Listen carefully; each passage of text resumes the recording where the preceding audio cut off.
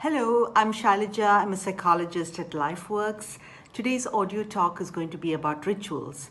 Rituals and routines are such an integral part of each of our lives, which are uniquely ours, and it has been something which we have followed for ages.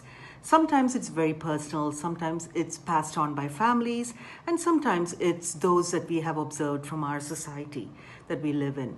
Regardless, rituals and routines gives us a sense of security and a sense of continuity in our day-to-day lives. It is so very important at a time like this, where there's so much of uncertainty, that we establish a good sense of routine and rituals in our lives. So in a few minutes, you're going to be listening to an audio talk that is just going to be doing that, which is going to help you walk through a couple of tips on how to maintain the routine and ritual in your life.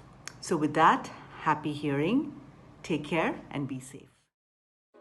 Hello, everyone. I'm Sailaja Menon, a licensed counseling psychologist at LifeWorks. Today, we are going to be talking about rituals and routines. You all will agree that many of us have been so used to certain rituals and routines that are uniquely ours from ages.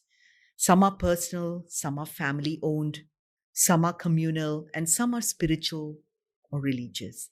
But the common thread that binds all of them and gives us a sense of stability to our day to day lives. Rituals and routine provides us an ongoing way to structure our lives. It provides us a sense of continuity amidst the changing, hectic, and chaotic world in which we live. We will agree that the quality of life, to a great extent, is dependent on the quality of our habits and rituals that we have followed through the years. Therefore, these can be distressing times as many of our rituals that we had got so used to have stalled, changed, or put on back burners. For example, our designated fixed time commutes to work, dropping children at the bus stop, taking children for their extracurricular activities, attending their tournaments or game practice, Thursday night dinners, happy hour with friends, visiting families, Friday brunch, weekend movies at the theater, going to your place of worship, volunteering and giving back, going to the spa, going to the beach, going to the gym, so on and so forth, to name a few. These have helped us to develop a sense of control and calm, and also a sense of feeling trust in how you want your life to flow and move forward. Simply put, we have a predictable day that moves us forward, one day to the other, feeling accomplished with our little rituals.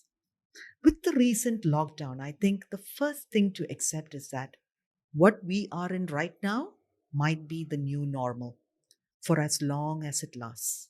We don't know what a couple of months will bring, and none of us are in a position to predict how long this will last. Therefore, it is a call and the need of the hour to not dwell or ruminate on the worst case scenarios, but rather come up with a contingency plan and focus on creating a routine to get through the days one at a time. When worry strikes, just take a deep breath and remember some of your coping mechanisms that got you through some very difficult times of your life. I'm sure you have underestimated them. Use them now, and they will give you a sense of hope that this will also pass. Here are a few tips to keep some basic rituals and routine going, just like you are back in your assumptive world that you have been used to in the past. The first one would be set a clear schedule for rising, meals, and bedtime. Do not compromise on the time for these activities. They have to be consistent, constant, and ritualistic. Please remember, resilience thrives with proper nutrition and rest, and resilience is the need and the call of the hour. Get up and get dressed every day as though you are meeting people outside. You feel good about yourself when you look good and groomed and ready to deal with what unfolds in the day. Fill the day with doable and achievable projects would be the third one. For example, work task, house task, and tasks for yourself. Have a designated time for them through the day rather than having the boundaries all enmeshed, where You are doing a little bit of work and then you're heading to the kitchen and then you're kind of taking care of yourself. That can truly put you in a state of confusion and feeling not achieved much. Number four, end the day with a pleasant ritual, such as reading, catching up with friends and family over video, exercising, or just staying still in a comfort corner of your home. The number five would be mindful on what anchors and relaxes you. Meditation, music, yoga, prayers, gardening, or watching funny movies. Hold on to it and make it a ritual. Make sure that you do this every day. Being mindful of what anchors is very important at a time like this. The last but not least, social distance your fingers from electronic gadgets for a designated period of time every day. We are all doing a wonderful job social distancing ourselves from what we need to. But then, are we doing a good job distancing our fingers from electronic gadgets for a designated period of time every day? Steer clear of social media that makes you anxious and restrict self from exposing to news and information that can be more discouraging and overwhelming. Please remember that some of us are prone or quite vulnerable to messages that can kind of make us more anxious and make us feel more worried. So try to distract yourself, keep yourself away from such information. We are in no, need to know the statistics and the numbers of how many people have passed away. Rather, I would want you to kind of focus on how many have truly survived through this process. That's going to give you a sense of hope. That's going to give you a sense of positivity. We want to really understand and remember that this can be our new normal. And we need to really, really combat all of these uncertainties that we are dealing with in the best way possible.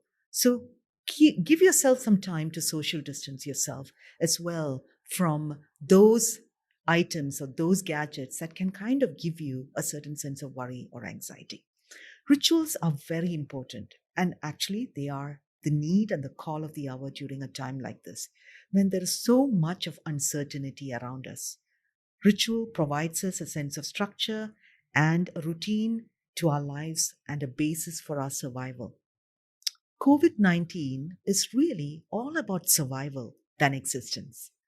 Rituals aid in forming a platform for our sense of survival. So, if you are someone who has gotten off your rituals or your routine, or you are contemplating informing some today, please remember and please understand the time is now. Apply some of these in your life today and bring a sense of control in the midst of this uncertain phase.